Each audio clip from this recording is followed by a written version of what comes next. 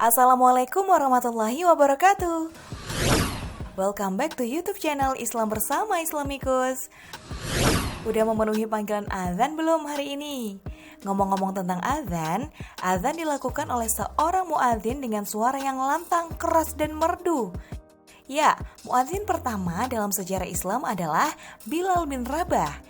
Bilal melakukan azan dalam sebuah tembok tinggi di dekat masjid dan menjadi penanda bagi semua umat Islam kala itu bahwa waktu sholat telah datang. Sebuah pemikiran yang sangat baik di zamannya. Meskipun tradisi seperti azan juga telah dilaksanakan oleh ajaran-ajaran agama lain. Contohnya, para Yahudi dengan trompetnya, para Zoroastrianis dengan api suci yang dikobarkan. Maka azan yang menggunakan suara manusia adalah hal baru dalam pelaksanaan penandaan waktu ibadah. Hal ini pun dilaksanakan sebagai sebuah panggilan resmi untuk waktu sholat, setelah Nabi Muhammad ternyata mendapatkan kabar bahwa Umar bin Khattab mendapat anjuran yang sama dalam mimpinya. Zaman terus berubah dan perkembangan teknologi pun semakin maju. Orang-orang di berbagai negara akhirnya beradaptasi. Seperti contohnya pada umat Islam di Indonesia yang menggunakan beduk sebagai penanda waktu sholat sebelum azan dikumandangkan. Kemudian azan yang dilantangkan di atas tembok seperti yang dilakukan Bilal bin Rabah pun perlahan-lahan digantikan.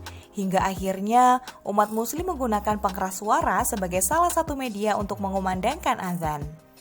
Penggunaan toa atau pengeras suara atau speaker tengah menjadi perbincangan hangat ya Islamikus, apalagi setelah pernyataan Menteri Agama Yakut Khalil Qaumas mengeluarkan aturan baru terkait pengeras suara masjid dan musola yang kemudian menganalogikannya dengan gonggongan anjing. Berbicara tentang toa ini merupakan pengeras suara berbentuk corong untuk meningkatkan efisiensi elemen-elemen pengirim suara. Pasti Islamikus juga sering melihat dan mendengar toa itu sendiri kan? Tapi Islamikus sudah tahu belum? Apa saja fakta-fakta menarik tentang toa yang sering digunakan di masjid atau musola di sekitar rumah kita? Dan benarkah toa masjid diharamkan? Fakta-fakta tentang toa masjid. Pertama, toa pertama kali ditemukan oleh Pastor Athanasius Kircher. Dia merupakan imam Katolik dan ilmuwan yang lahir di kota Geisha, Jerman pada 2 Mei 1602 dan meninggal di Roma usia 78 tahun pada 28 November 1680. Penemuannya itu bermula ketika dia berupaya menghasilkan suara lebih jelas dan keras didengar saat memberikan khutbah atau ceramah. Ketertarikannya pada ilmu teknik dapat dibuktikan dengan sejumlah penemuan yang dia buat pada alat mekanis seperti jam magnetis dan berbagai macam automan. Kedua, orang Indonesia banyak menyebut pengeras suara atau speaker dengan kata toa. Padahal kenyataannya toa ini adalah sebuah merek dagang dari sebuah perusahaan alat elektronik asal Jepang yang masuk ke Indonesia pada 1960-an. Kini perusahaan Toa berkembang melalui Toa Corporation yang merupakan perusahaan produsen perangkat teknologi komunikasi berkantor pusat di Manatojima Nakamachi, Choukou, Kobe, Jepang. Kemudian pada tahun 1960-an, Toa Corporation mulai melebarkan sayapnya ke berbagai negara termasuk Indonesia.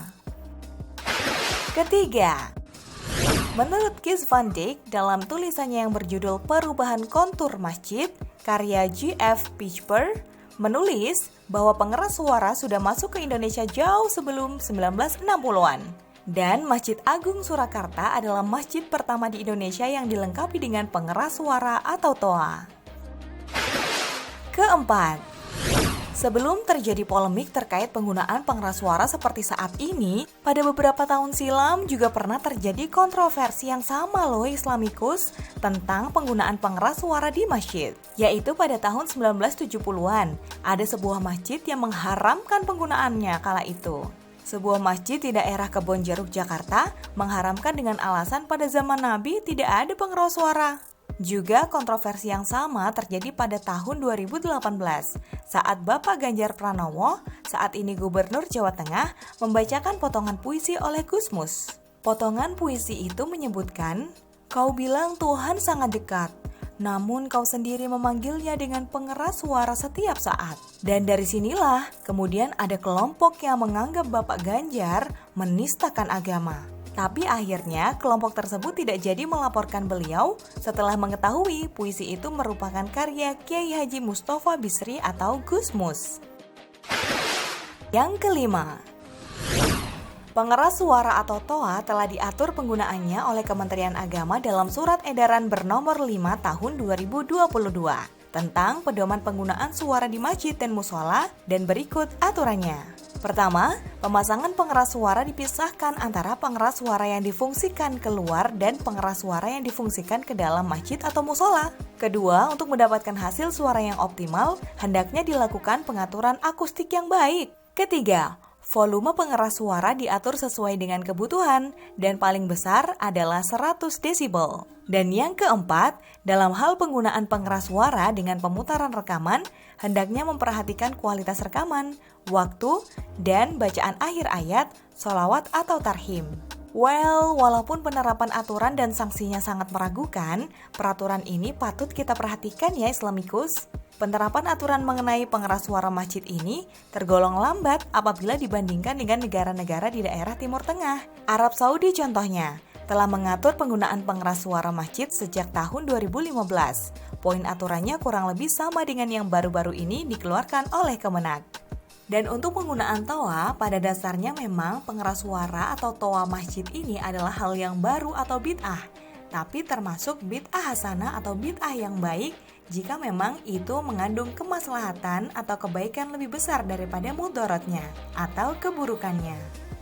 Nah, itu dia fakta-fakta tentang TOA atau pengeras suara dalam masjid ya Islamikus. Semoga bermanfaat dan wallahu a'lam bishawab. Oh iya, jangan lupa tolong like, share, dan subscribe channel ini ya Islamikus. Kalau mau diskusi juga boleh di kolom komentar. Well, see you on the next video. Assalamualaikum.